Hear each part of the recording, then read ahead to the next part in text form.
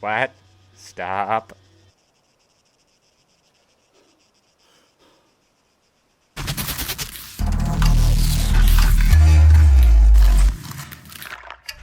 The original Arma was released in the US a little more than 6 years ago.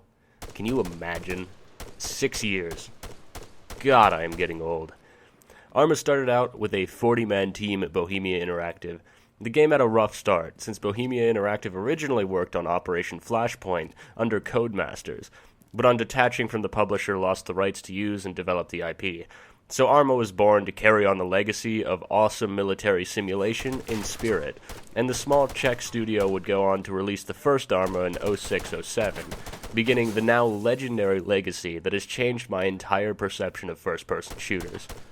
Arma 3 has been in alpha for the last half year. It is finally here, though. So, does it uphold the legacy?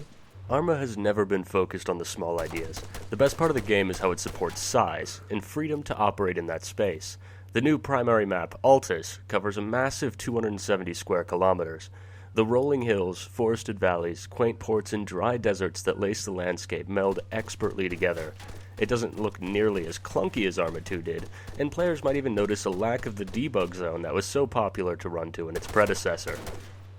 Arma 3 marks a landmark overhaul for the aesthetic presentation of the game. Volumetric clouds, dynamic lights, improved weapon optics and sounds, vehicle physics, ragdoll, and so much more.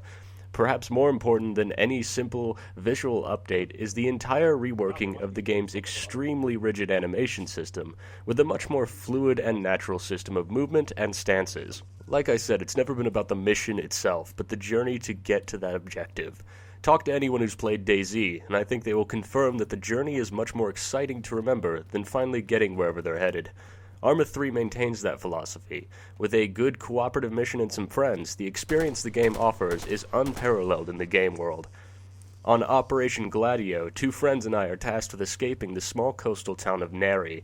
According to a small briefing, the town was home to a rebel element fighting against the OPFOR forces on the island, and was attacked that night. The other rebels were wiped out, but the 3 of us, because obviously we are awesome, managed to escape and barricade up in the church, and we must now make it to the coastline for extraction by Blue 4 benefactors of the rebellion. The city is dark. Streetlights are fairly irregularly placed at random intervals along the street, visible out the windows and open door of the church. Even as we load in, I can hear the enemy screaming in Farsi, probably something about how they're going to shred us with bullets in a few seconds.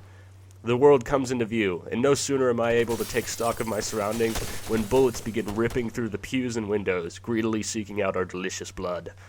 Chaos immediately breaks out, with all of us sporadically returning fire, popping in and out from behind cover using the new stance system.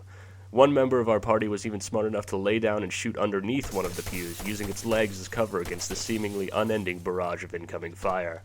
When it finally dies down, we still have to travel across the entire village, which is crawling with who knows how many more enemies.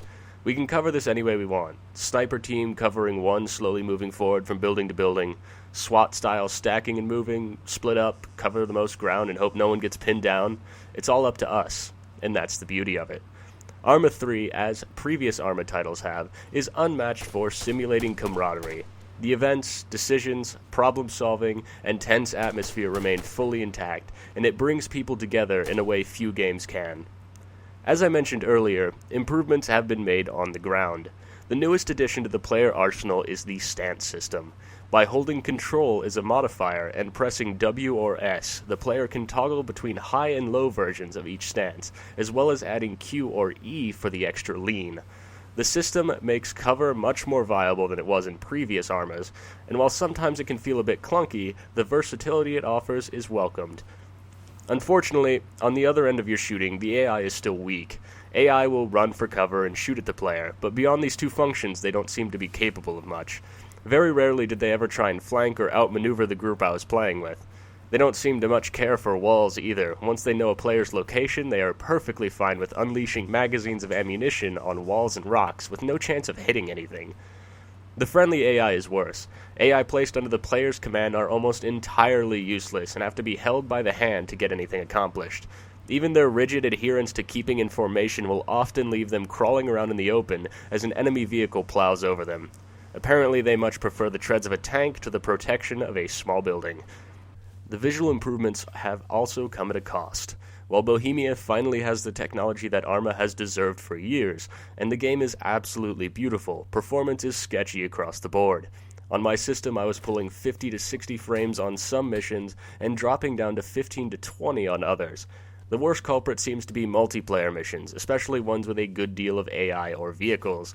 On missions like Wasteland, it was pretty lucky if I had 25 frames per second. The settings menu offers a great deal of options to change about, and I tried to use it to maximize my frame rate, though lowering all the settings across the board seemed to have a fairly minimal effect, at maximum giving me 3 to 5 frame gain. Certain actions also seem to consistently tank my frame rate, such as driving into a city or aiming down the sights for the first time since joining a map. Arma 3 has reached a whole new level of graphical fidelity. The game is more beautiful than ever, and the additions Bohemia has made drastically change the battlefield for the better. Throw in the fact that more than 1,500 mods have been published on the Steam Workshop since its alpha debut, and the future of Arma 3 is looking very bright. It's a shame that the campaign didn't launch with the game, with Bohemia instead opting to release it in episodes over the next few months, and the game's performance can be questionable at times.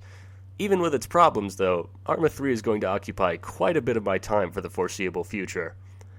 Arma 3 from Bohemia Interactive gets an 8 out of 10 and is available on Steam now for $59.99 or your regional equivalent. Until next time, stay awesome, and cheers.